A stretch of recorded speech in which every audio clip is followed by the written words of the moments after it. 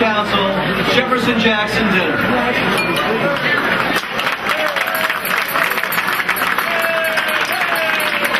That's right, give yourselves a big round of applause. The best part about being Democrats is that we just can't stop socializing, right?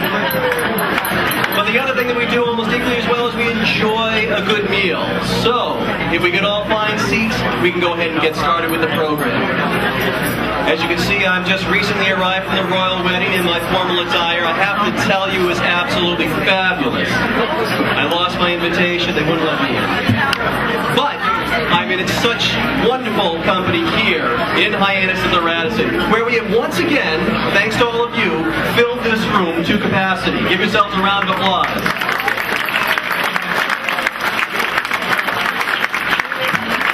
But we are surrounded by so many friends here in this room that I am going to see if I can hand this offer off to one of our own, person that we have supported and helped to get elected to the Massachusetts State Senate, our good friend from the lower cave, State Senator, recently elected, Mr. Dan Wolf. That line from Jaws, I think we're going to need a bigger vote. We keep doing this event. I think we need a bigger room, which is a good sign. That's a good sign.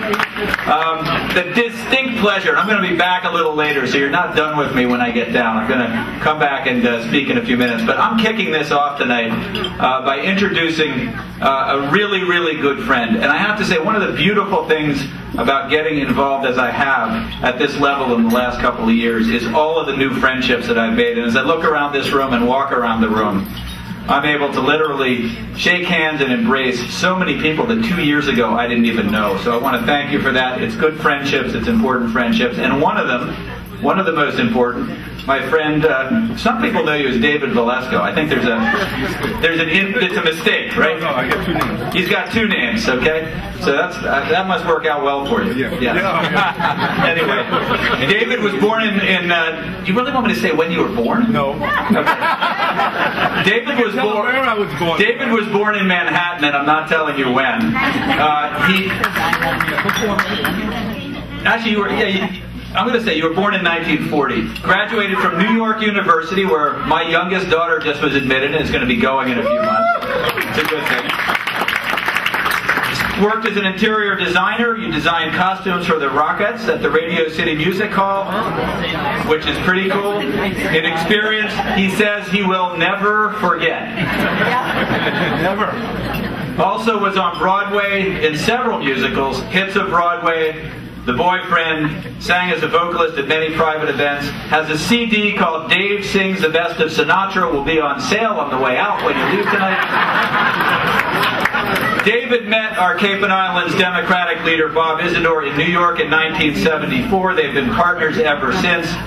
David was named the executive committee of the Stonewall Vets, and I have to say, one of the high points for me of the last year was being asked by David to carry the banner for the Stonewall Vets in the Carnival Parade up in Provincetown. People looked at me and they were, I was carrying the banner. People were looking, applauding me and thanking me, and I said, 1969, I was 11 years old. It wasn't me, and I was pointing back to David. Anyway, so thank you for being a leader as far as gay rights are concerned in this country. It's huge. Without further ado, David Bermudez or Velasco. Your choice. It's actually David Bermudez. That was my father's name. He was a minister, and my mother told me to change my name because I was first born Spaniard. My father was from Spain, and my grandfather, my mother was from Puerto Rico. And in Spain, first male born always takes the mother's maiden name, and I thought that was an honor to keep my mother's name going. I want to thank you. Thank you. And I have over here this lady sitting next to me over here, Bob Isidore's sister, Lenora. She's right over here. And Jerry, the love of life. I want to say first, before I say anything, you know, we do these events and all, and there's one thing that we forget. I want to thank you all for coming, taking up your time out to be here, to help us, to be involved with the Democratic Party. And I just want to say that. Thank you so much. I want to applaud you. Without having help over here, I could never do this. I'll tell you right now. I'd be right now drinking all night. Bob Isidore is so great in all the things he does, not because he's the president and all that. Knowing Bob, Bob is very giving, and he puts out a little too much. Sometimes you have to say to him, right, Vicky, sit down. But without Bob, I can go with this year. I don't know if it's because I became 71, I don't know. But it's just that having Bob around, not only as your president and all, but working with me, this is why all this is happening over here, because Bob's stayed with it. Let's give Bob a hand. Where are you, Bob?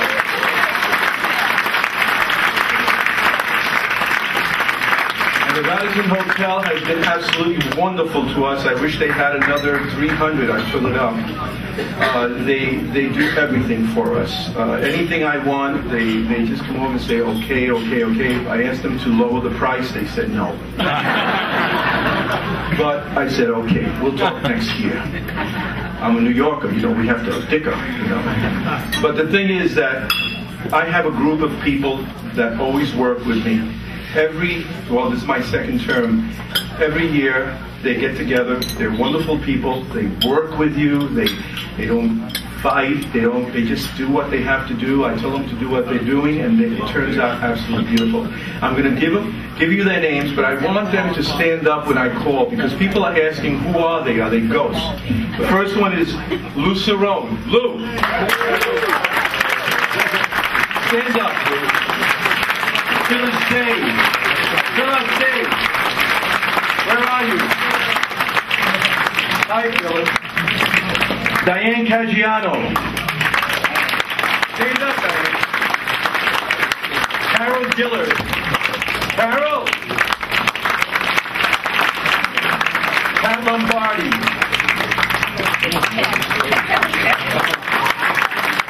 Nikki Cantrell. And Rosemary Stapoli. Now, these two ladies are my partners. I mean, everything we do, from drinking to eating, boy, you got to eat at Strapoli's house, but Italian food. And Carol, your house too.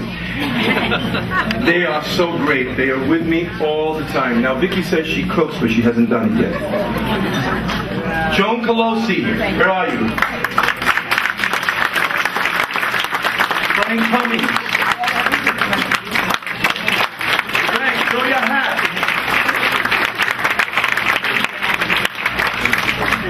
Mr. and Mrs. Paul Stroder. Where are we? Rosemary O'Brien. Rosemary! Yell, yell, yell! Where's my lovely friend Sheila Gagnon? Leslie Spears. Where are you, Leslie? Oh, and everybody knows this lady, Diane Parvin. Last year's Democrat of the Year. Give her a hand. Our photographer is Richard Carey. If you want to take pictures, you'll be on the internet, under the Democratic, whatever website. Talk to this guy. Michael Blandon. He's the guy who just finished talking. Michael, where are you? This guy's fantastic. He's interviewed. Oh yeah, he's interviewed everybody. If you want to talk with Michael, please talk with Michael. Then now I want to say something. Hello. You know, Bob Isidore, your president. A lot of you don't know that he was just voted in again for another 2 terms.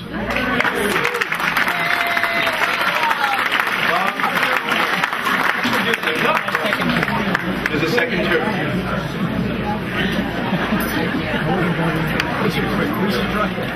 Are you going to stand up so they can applaud you? Okay, Bob Isidore. If I forgot anybody, please, I'm sorry. I had too many drinks. We got somebody down there.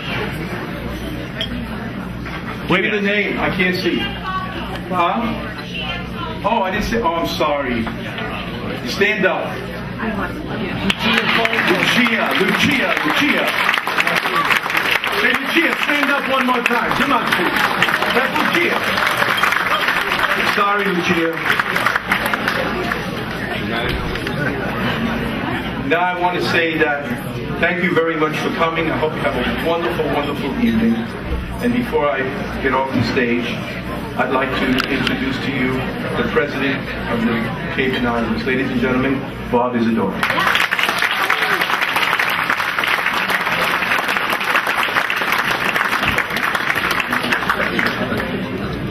By the way, I wasn't elected for 2 terms. It's 1 term at a time. This is my 2nd term. For a brief moment, I'd like to recognize the elected officials that are here. Our new Congressman, William Keating.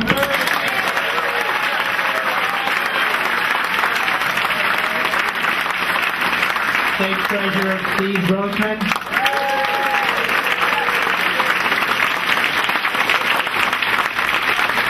State Auditor, Suzanne Bump. And Suzanne sends a special message. She wants to thank every single one of you for all the hard work you did on her behalf. That's right.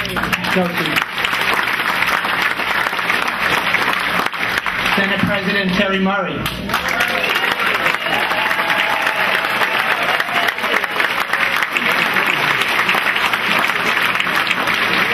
Senator Dan Wolf.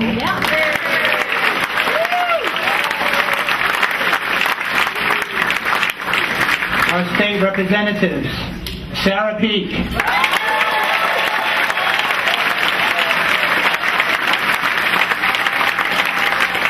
Leon Turner.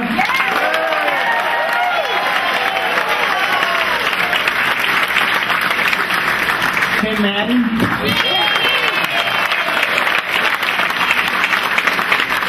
And Demetrius Atlas.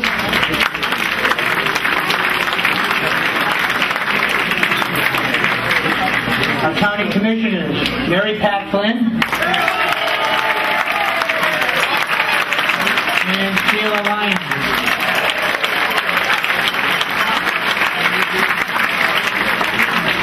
Assembly of Delegates. Sounds like the whole state is here, doesn't it? Assembly of Delegates, John Oman. Mr. Parker.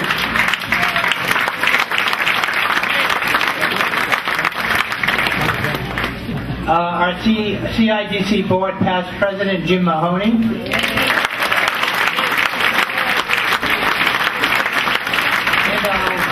And also our 3 Vice Presidents, Stephanie Cox, Rosemary O'Brien, and Bill Campbell. I also want to take a short moment to thank someone who has done a tremendous amount of work for the Cape and Islands Council. He is our past editor. A special thank you to Larry Fox.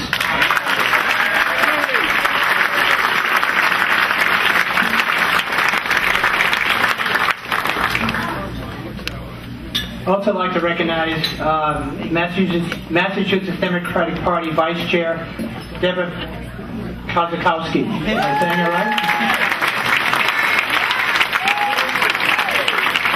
Deputy Treasurer Mike Lake.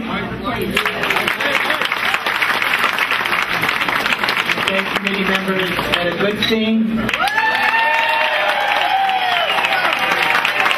Nicola Chappell. Deborah Dagwan. John Reed. I'm not sure if Pat Musk has made it, but she plans on being here. Donna Smith.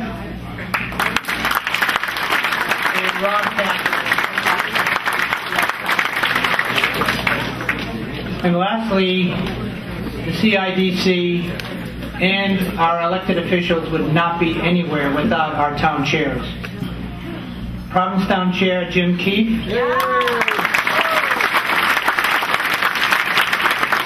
11, E. Delmain. 12, Terry Gibbs. Harwood, Ray Garfield. Oh, wow. Steve Leibowitz from Brewster.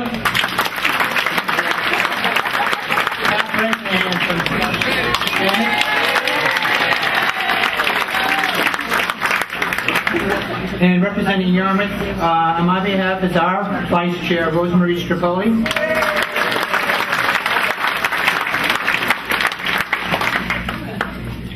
Sandwich, Paul Houlihan. And I took to mention Ron Pearson. I don't know where Ron is sitting. He's tall enough he should be able to see him. Thank you, Ron. Okay, there are other groups, but I will mention them later on in the program. At this point, I would like to bring up to the podium Brian Carey, who will present the colors.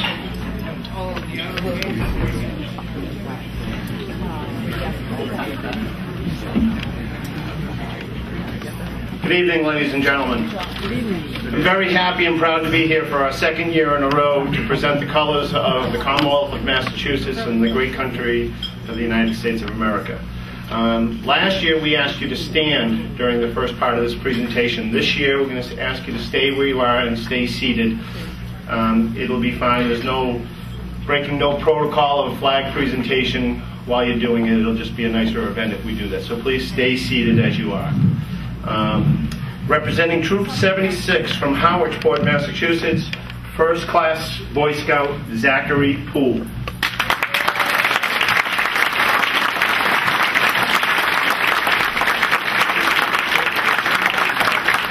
Representing Pac 59 Yarmouth, Cub Scout, Bear Scout, Nicholas Carey.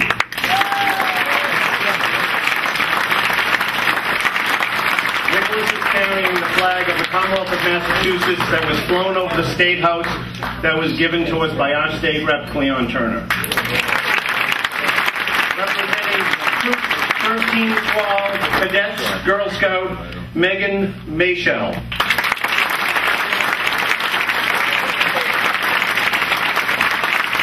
Representing Troop 50, Yarmouth Fort, Scout Christopher Carey.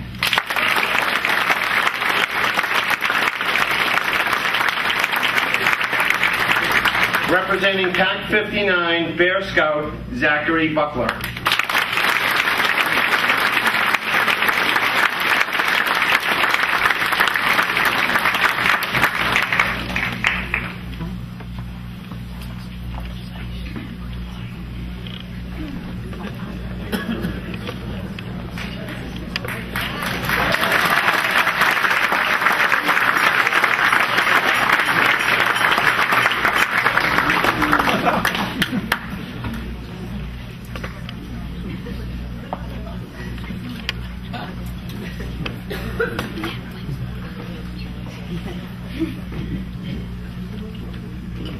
And as the last flag is posted, I will ask Zachary Carey, Tiger Cub from Pac 59, to introduce us to the Pledge of Allegiance. Please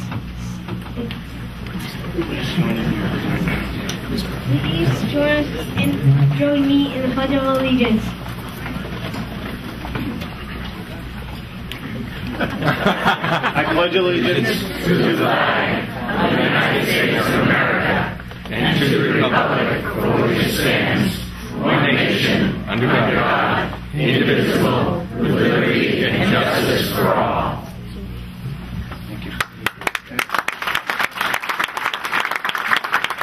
All the Cub Scouts could go to the right, and we'll make sure you get to your parents. I'd like to bring to the podium now Reverend Ed Blackman for the invocation. Your Creator and Lord of all humankind, we praise your holy name. And we ask that your Spirit may move amongst us in this night. Help us to be a united people, sharing in values for those in need, and working hard that we may live in honor in this state and in the nation. We praise for those who have been elected to lead us. Guide them, strengthen them, and keep their vision clear. We pray this, O Lord, in your name. Amen. It is my great honor to be addressing our newest elected U.S. Congressman, William Keating. Thank you so much, Bill. Great to be here as always. I mean, it's just second year in a row we've been in this particular event and sold out again. That's right, sold out again. We've got a great crowd. And last year I had the honor of addressing you as a candidate. This year I'm even more excited to see you as the elected official serving in the capacity of representing the Cape and Islands District all the way on up to the South Shore in the Congressional District. What are you seeing now that you're seeing things from the federal level? How has that changed your view? Well, I've had the opportunity to even spend more time going around talking to local businesses, to individuals, trying to find out what we can do to get people back to work, get more jobs creation going, and also to find out in their own lives, what their priorities are. And we've done this in so many ways. We did a town hall conference where 2,700 people participated by phone the week before last. Yesterday I was in the Vineyard all day and had an open meeting at the Vineyard. So we have been around. We were in Weymouth this morning and we're here in the Cape tonight. So we have really been on a whirlwind tour. And it's important because this is the best way to get a sense of how we can best help. We have a lot of challenges in Washington and we have to prioritize those. Well, and I've seen you traveling not only here in the District of the Commonwealth, but we've seen each other a few times in the District of Columbia. That's right. Absolutely. You're there. You're a frequent flyer. Well, I like to see what you're doing, and I see that you've been working hard for us. You're sitting on which committees now, Bill? I was fortunate enough to get an additional committee, so I'm on the Small Business Committee, which is important because that's really the hub of the economy here in this district, small businesses. And we're able to change the law already. The governor just signed, the president, I've got to get over that. The president just signed a bill that I co-sponsored, the first bill I co-sponsored, to do away with the 1099 requirements, every $600 for small businesses, something that I heard from every business had to be eliminated, and we were able to do that already. So there's a little bit of good news for businesses. And then I'm on the Homeland Security Committee where I am now ranking member. That happened pretty quickly on the Oversight Subcommittee. So it's, without getting into details, which I found out already, too many things are classified, but just to put it into perspective, the Secretary of Homeland Security gave a very sobering evaluation to our committee saying that at no time since 9/11 has this country been in more danger at home. So there's the weight of those issues are real, and we're working hard to try and keep our ourselves secure. And we face many challenges that some of those are not known to the public. And then I was able to get on the Foreign Affairs Committee too, where I'm on the Mideast subcommittee, and you can imagine the historic, measured in centuries, kind of pan-Arab changes that are occurring there in that part of the world. So it's an exciting time. I've been fortunate to be on the hotspot committees, and I hope I can learn from it, and I hope I can do my job not only here in the district, but try and help the district to make this country and this area more secure, to increase business opportunities, and to make sure that this country is moving forward and people are back to work. Right. How would you characterize the budget climate and the discussions that have been happening within the Beltway now? Well, it's been disappointing to me, and I'll be quite honest with you, that it seems like the approach has been so far to create a crisis. I mean, 3 times just to fund this budget, the threats of government shutdowns. Now, I've talked to people, and I'll tell you, if someone's trying to get political advantage of that, they're naive. People want to see government run efficiently, and they want to make it a case where we're not creating additional problems in government. And the business community wants predictability, and these threats of shutdown and not moving forward, will affect our economy. So we have to, honestly, all of us, put politics aside. There's greater issues now facing our country, and we have to work together. And I've been able to do that, crossing party lines when I think that's important, and speaking up when I think the majority is going in the wrong direction. One of the first amendment that I offered months ago now, and it's more relevant than ever, was to do away with the subsidies for oil companies. Right. This is an absolute giveaway. And within the period we're looking at deficit reduction, it's over $40 billion of our taxpayer money just going to the most profitable corporations that are raising, the prices are raising, their profits are, this week were announced and they are at record levels. Mm-hmm. And we're subsidizing those. So I'm pushing that issue because we have to make cuts, and that's one that's just not justified at all. Would you characterize that as a type of corporate welfare? I'd categorize it as a vestige of special interest. It came about as part of an effort years ago to try and keep manufacturing in the United States, but somehow they were able to get themselves included in that, and it still remains. And again, we have to be looking at areas where we can cut. Well, we certainly appreciate you being our watchdog from the local district up there down in the district. Thank you for your time, and keep up the good work. Thank you. Thank you.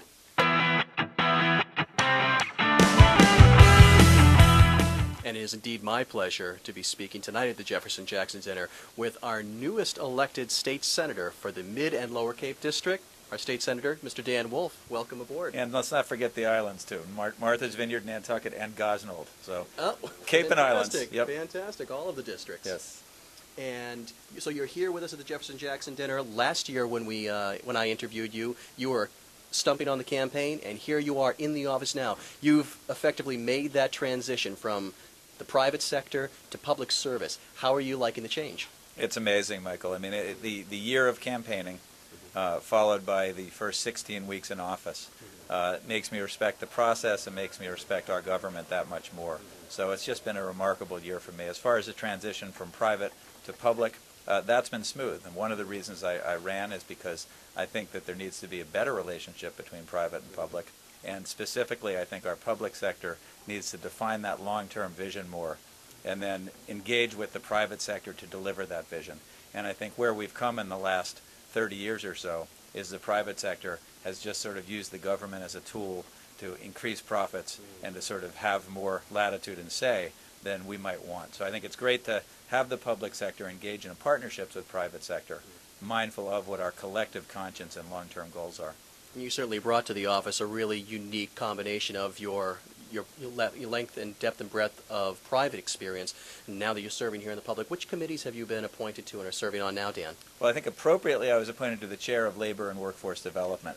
And given that Cape Air started as a company with 6 employees, myself as a pilot and a mechanic, and has grown to a company with now close to 1,000 employees in 7 regions all over the world, really understand some of the challenges of growing a business. Also, a lot of the issues involved with a healthy workforce and what good relationships are between labor and business, and I think that's really important. That's great. That's great. What other committees are you serving on, or what other challenges do you see that are there for you? Well, I'm vice chair of the committee that is municipalities and county government. Fantastic. So that Very as appropriate. Sure, and as some of our towns need charter rewrites, we're looking now at a county county charter rewrite. Being on that committee is really going to help if and as legislation comes up that we need to move through at the State House.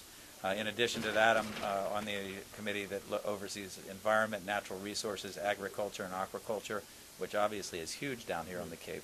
You know, our economy is based on our environment here, and and a lot of people live here for that environment. So it's so important that we do what we can to maintain a healthy environment, and certainly looking at wastewater as the central issue as far as protecting our environment. I serve on Sarah Peak's committee, tourism, arts and culture, which again to the Cape and Islands, that's just it's a huge sector of our economy, and it really is also the character of our community is so dependent on the incredible creativity and creative people that live here.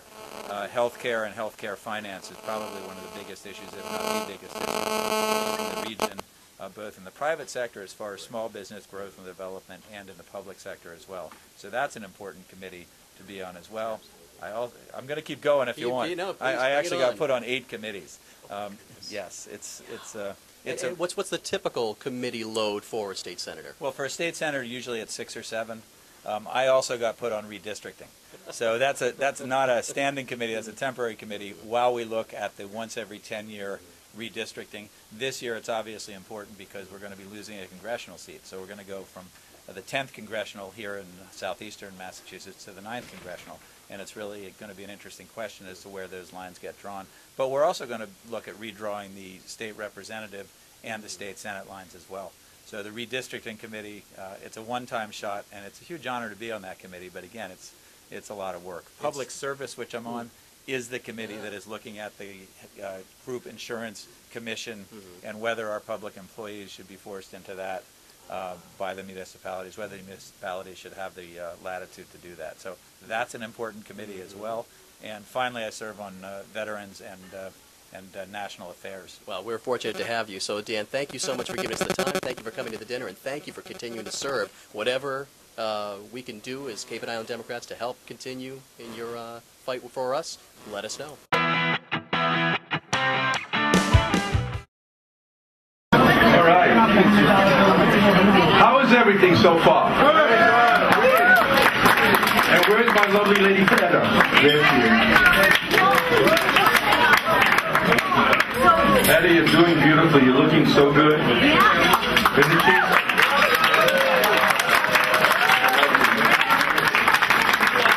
No, sit down. She's in a hurry. Now while we're doing this over here, what we'll do is we'll have dessert. No, Bob's coming back up. We start this all over again, all right? Are you ready? And I think this thing is moving on me. I'm not drunk. Bob is a dog.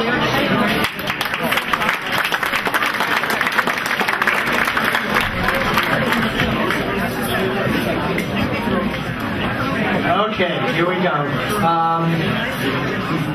First, I wanted to take time to thank every single one of you in this room. I know this past election and this past primary season was a real tough one, and every one of you were out there supporting the candidate of your choice. But after the primary, you did the right thing and got behind the nominees of our party, and I really thank you for that.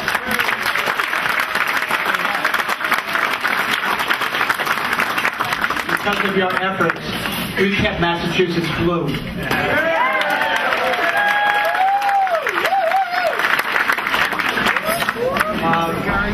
One thing I wanted to mention earlier, and I thought it'd be a better thing to do it now, we have to take time also to think of our men and women in the service and thank them for the commitment they have given this country and to pledge our support for them. So please, remember a vet, pledge your support, and do what you can for our veterans.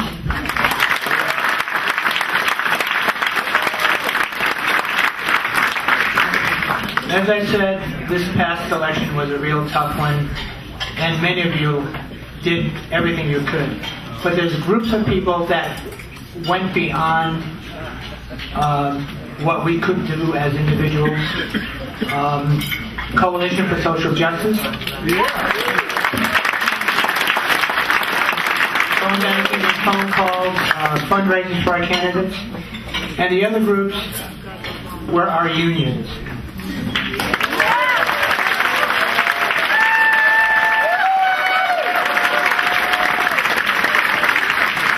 Folks like SEIU 1199,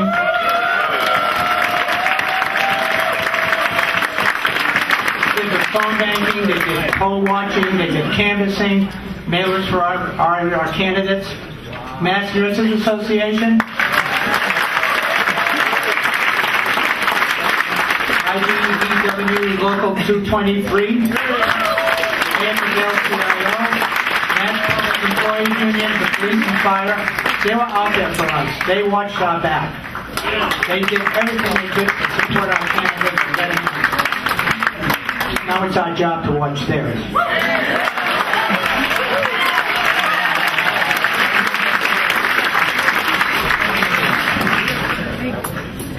Okay, now where is Senator Murry?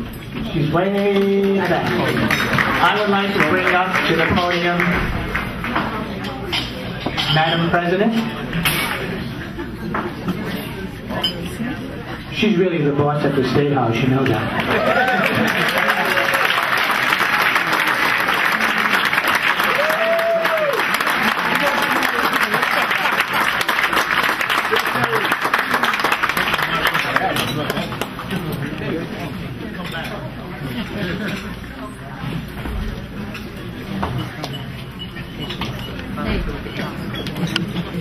Please welcome Senate President Murry.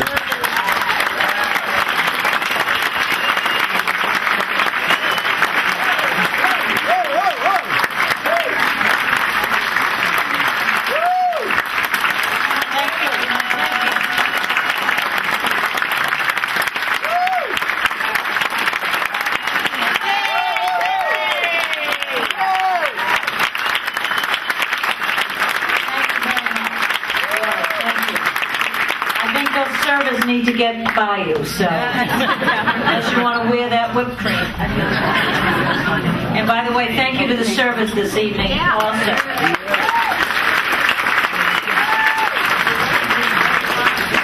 Well, thank all of you for being here and supporting Cape Cod Democrats. We have a really wonderful delegation of Democrats who understand the needs of Cape Codders.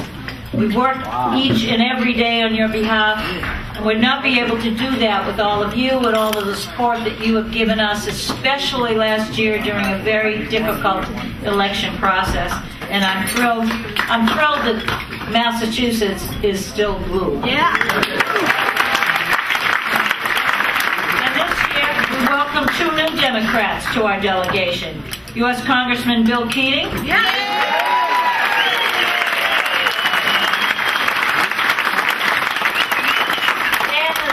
Senator for the Cape and the Islands, Dan Wolf.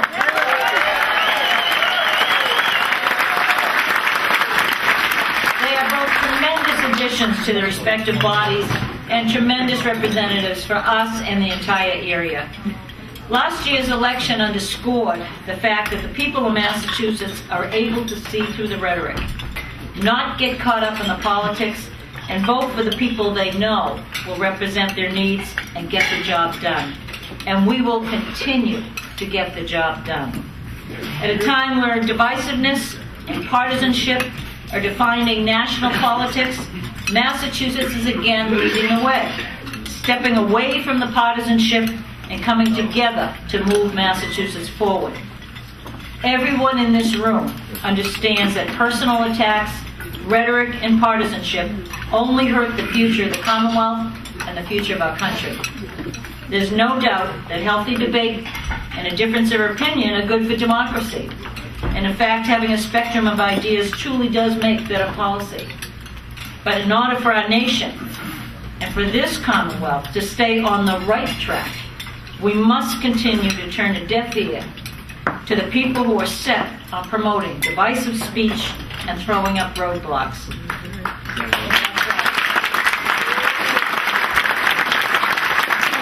The delegation need to continue our efforts to work across the aisle to do what's best for the people of Cape Cod and the Commonwealth. And some may think that's easy to say in a state where Democrats are the overwhelming majority.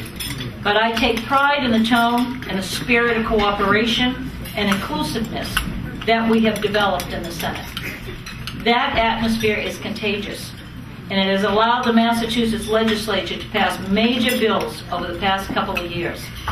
Just this week, the House passed a budget in a bipartisan manner, and I introduced legislation in the Senate to monitor accountability of state agencies, on which the entire Republican caucus of the Senate has co-sponsored, and on which our new treasurer, Steve Grossman, has been a major part of the architecture of that.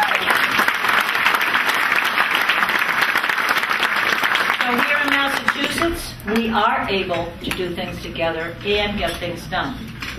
Under Democratic leadership, we have taken tough votes, and we've made the difficult cuts, and more are coming. We've ushered through a continuing series of reforms that will make the Commonwealth run more efficiently and effectively. We've worked with each other and across the aisle to put Massachusetts in a position to come out of this recession in a better place than every other state in the nation.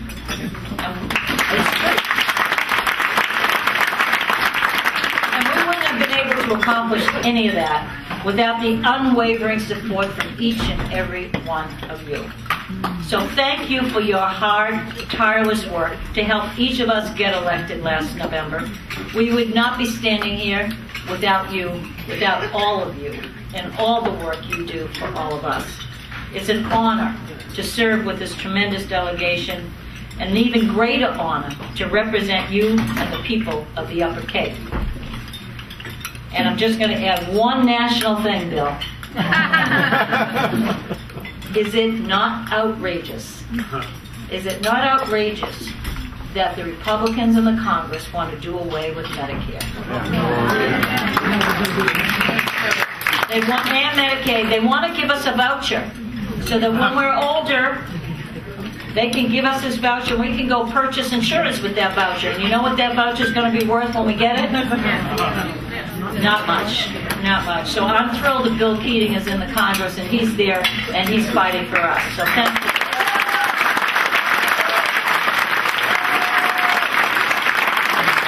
Now, I know we have, at the end of the night, we're going to have awards for two individuals that greatly deserve them for public service. I'm giving one of those awards, and because I was at an event before this and I'm on my way to another one after this, which is right now, I'm going to ask for one small part of that to come here. I'm going to ask Mary Pat Flynn.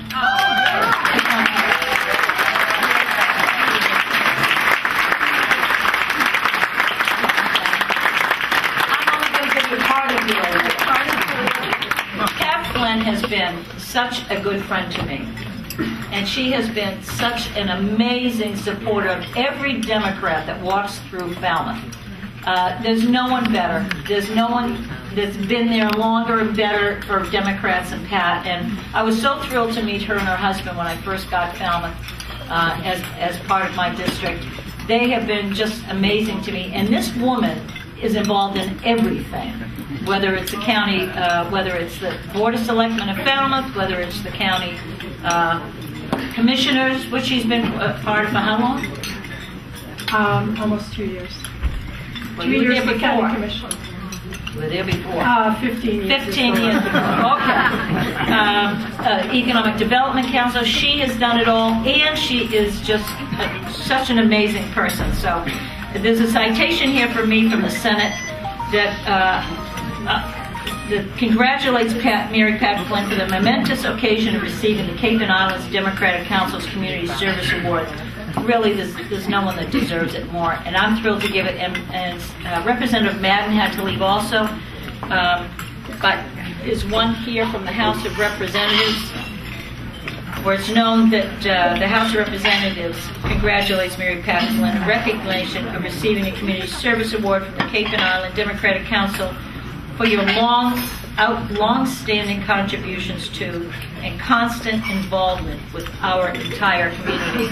And I think you all know Pat, and she is just such an amazing individual, and I'm very proud to call her my friend.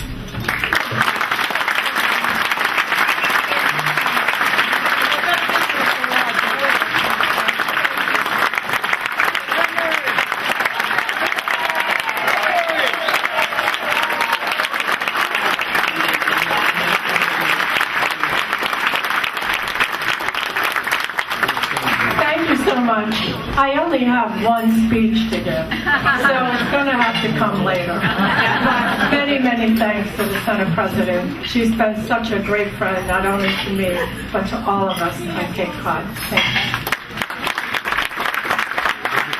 And because I have to leave and I can't stay for the next award, there's the woman who is getting that award, Etta Goodstein, also has been a great friend all these years. By the way, doesn't she look gorgeous?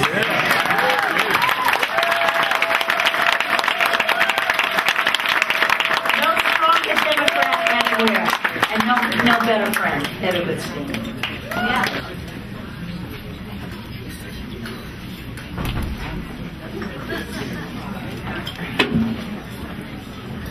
Thank you, Senate President Murry. The next person that will be coming up, I have to say, I would say before the primary, I didn't even know who he was. Then I got this strange phone call from Cape Air. And this man said he wanted to talk to me. And lo and behold, it turned out to be Dan Wolf. I have to say, in that short period of time, both Dave and I have never, ever gotten a closer, more stronger friendship than with this man. He is one of the most honorable, giving men out there I have ever met, especially when it comes to politics. He's a man who stands by his word. How unusual, huh? So, anyway, let me bring up to the podium Senator Danny Wolf and my friend.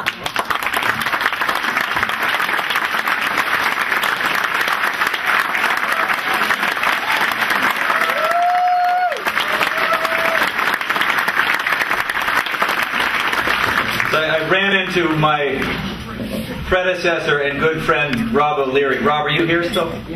Yep, okay. And when I got here, I ran into Rob, and we were talking about the night, and he said, I've heard really good things about the job you're doing. I've only heard one complaint. And I said, what's that? And he said, well, people think you're a little too idealistic. And I thought about the speech that I prepared, and I sort of had an oh shit moment. So, I'm going to hope that it was not a Democrat that made that complaint. I hope it was a Republican. Because if it was a Democrat, you're in for a rough couple of minutes here. It's great to see everybody. It has been several months since I took office and became your state senator. And I want to thank so many people here, especially Rob. Is Rob still here? All right, well, let's applaud him anyway for that. I think the Senate President left, but I do want to say we are so well served by Terry Murray and her incredible leadership up there. It's inclusive. I've felt welcome since day one. And I think it is true that the Senate up in the State House is a really open and creative body, and I think that does serve us all really, really well. I especially want to thank all of you for your support in the last year. It's true what Bob said. I was a little bit of an outsider to the people in this room when I first stepped up just about a year ago. And I felt embraced and included, and I'm really, really thankful for the opportunity to be here. It is a true privilege for me. People who knew about my business background didn't really know about the fact that I started my career as a community organizer and as a union organizer. And I think the expectation was that this was a business guy, you know, big business, small government, no holes barred, you know, let business do the whole thing guy. And I think probably that carried through to the election, which is why I got 70% of the Republican vote as well as the Democratic vote. But running a business for 30 years on the Cape, creating what is now almost 1,000 jobs, building a successful company with the community roots that it has, with a social and environmental conscience, has given me a very different perspective on that issue of business versus government. And after that 30 years in business, here's what I see. I see a middle-class working people whose wages have remained stagnant for the last 30 years since I got into the business world, while the cost of basic human needs, food, medical care, housing, education, have skyrocketed. I see an ExxonMobil, an energy company during an energy crisis, making a profit of $13 billion in the first quarter of this year. Put it in perspective, that profit is half of the state's entire budget. That's the profit they made in the first quarter. And I see, during a healthcare crisis, Massachusetts Blue Cross Blue Shield executive walking out the back door with a $10 million golden parachute. When you stop and think about it, four of the most crucial sectors in our economy and in our communities, healthcare, energy, food production, financial services, and banking, are dominated by corporations driven primarily by next quarter's profits rather than by our neighbors sharing a long-term vision of what's healthy for our community. Unacceptable.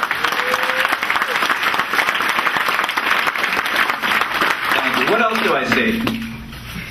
I see 400 individuals in this country that now control as much wealth as the bottom 155 million people. I want to quote what Louis Brandeis, great Supreme Court Justice, said almost a century ago, so this is not something new, and I quote, "We can have democracy in our country, or we can have great wealth concentrated in the hands of a few. But we can't have both." This is Louis Brandeis almost 100 years ago. This is the biggest threat to our democracy. It almost makes you mad enough to want to run for office. So I came to government because I know that good government is the only institution that we have to help fashion the society we want to leave to our children.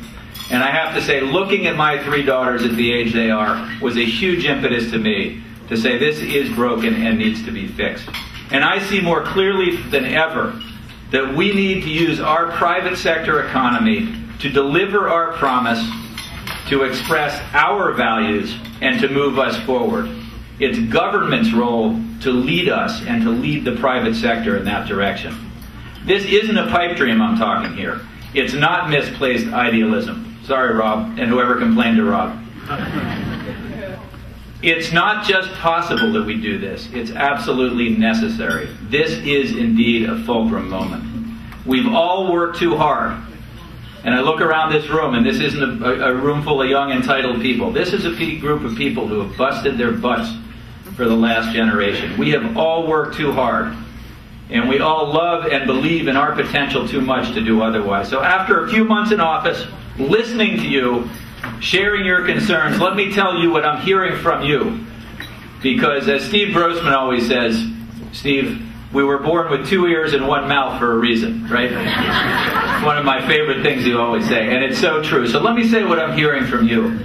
I'm hearing that health care is a right, not a privilege. Yeah.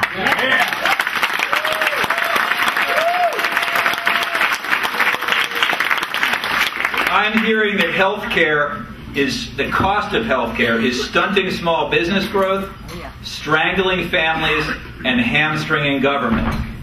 I'm hearing that we need to find a way to decouple health care from employment. It's the largest impediment to our economic growth right now. We need a public option to help fix a system that is too expensive, that's too complicated, grossly unfair, and at the worst moment, the worst possible moment in all of our lives, intimidating. Am I hearing you correctly? Oh, yeah.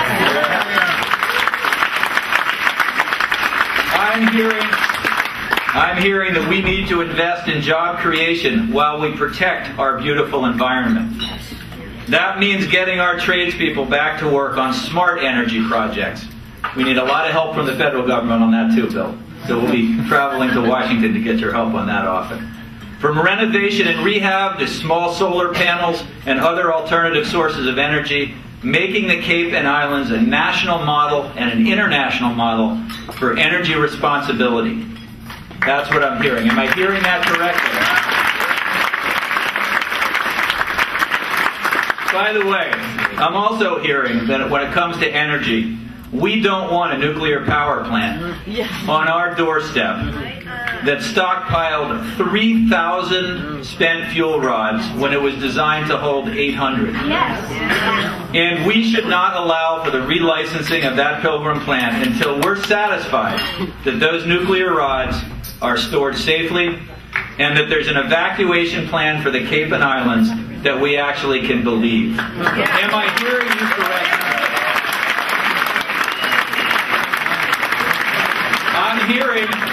I'm hearing that since the mid-1970s, our state has cut taxes over and over and over again. We're no longer Taxachusetts.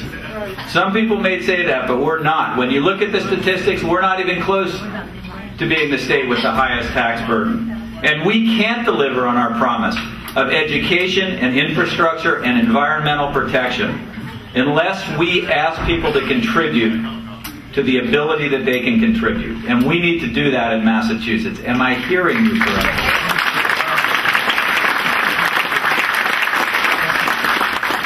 Next time the labor unions are going to sit in the front of the room, because I'm hearing that a forward-looking labor movement embraced by our Democratic Party and thinking about real solutions as well as wages and benefits, with collective bargaining included. I'm going to say that again, collective bargaining included,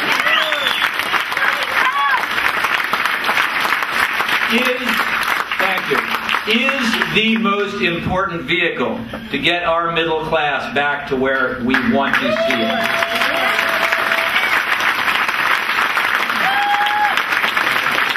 I think I am hearing you correctly on that. And speaking of vehicles, I'm hearing that we need a transportation system here on the Cape that helps the elderly and the disabled remain active and engaged in our community, even if their driving skills have diminished.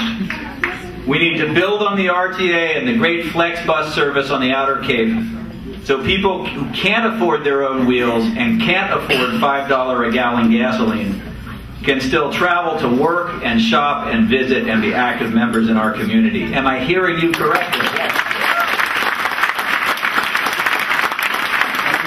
Sarah Peak, where are you? I'm hearing that tourism, arts, and culture, intellect, creativity, and natural beauty are and always should be our region's calling card, not the cards played on a blackjack table. Am I hearing you correctly? I'm hearing the biggest environmental challenge of our time is to improve and protect our saltwater embayments and freshwater ponds by treating our wastewater. This must be done, but it must be done in a way that supports our middle class without causing economic dislocation. And Paul Nedzwicki, I got to credit you for the economic dislocation line. It is right.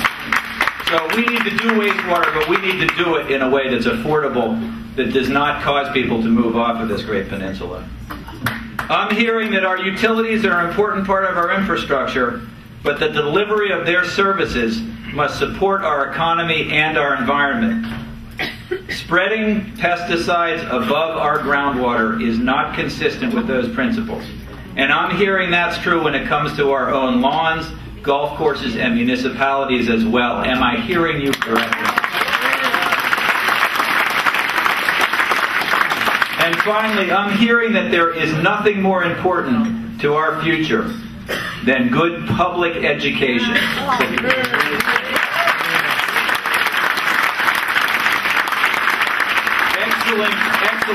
Excellent public education that engages our intellect, inspires our creativity, and fuels our economy. Education is the linchpin of our democracy. How we support it will define everything about looking forward into future generations. Am I hearing you?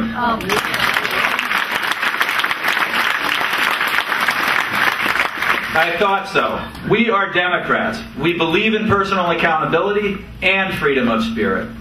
But we also believe in our collective conscience and our responsibilities. It is our responsibility as Democrats, as well as mine as your legislator, to make sure that opportunity exists so that everyone can contribute and flourish. Without that opportunity, holding people accountable is simply blaming the victim. We don't do that as Democrats. We don't blame the victim. We know that our amazing nation has created enough wealth not to just take care of our citizens, but to take care of the entire world if we use it right. This is an achievement never seen before in history. Sometimes it seems as though we don't have the opportunity to make that choice, but we do, and we can begin right here. Our party, our community, our state can lead the way by understanding that our knowledge and experience create the wisdom that we need to make good choices every single issue by every single issue. It's why we're Democrats, it's why we're here tonight, and that's why I am so proud and privileged to be your state senator. Thank you.